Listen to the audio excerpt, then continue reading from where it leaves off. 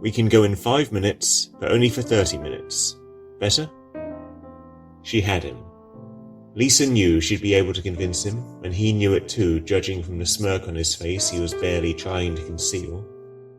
It was the day after her 36th birthday, a Monday in March, gloomy as shite and with a brace of 12-hour shifts facing them both. An evil situation to be sure, and one she felt no inclination to tolerate.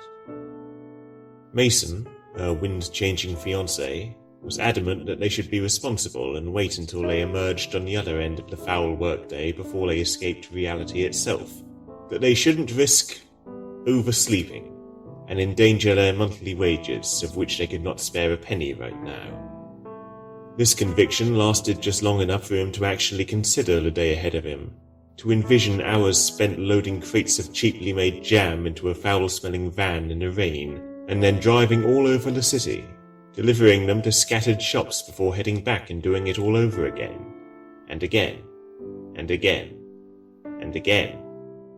No, the universe would earn the time it stole from them, and before they deigned endure such a Monday, they were going to have done with the world. Mason's bartered 5 minutes passed, time enough for him to go to the bog, and then they lay down in their work clothes atop their tiny bed, and she opened the portal and awaited the demon's hands.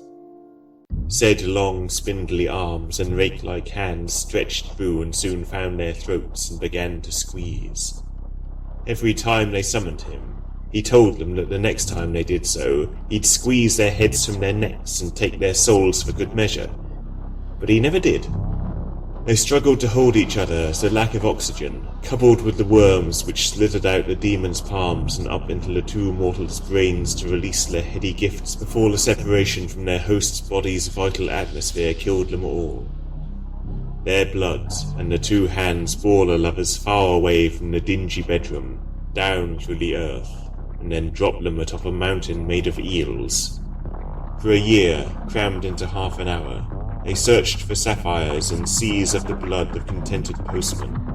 They laughed with a family of spiders as the brace of murderers sacrificed to their webs begged in vain for salvation, and they howled in mad joy beneath the gaze of an unfathomable nightmare shape, whose only recognizable feature was the titanic eye with which it stared down at them. Their brains fought tooth and nail for the release of madness, impossible in this realm.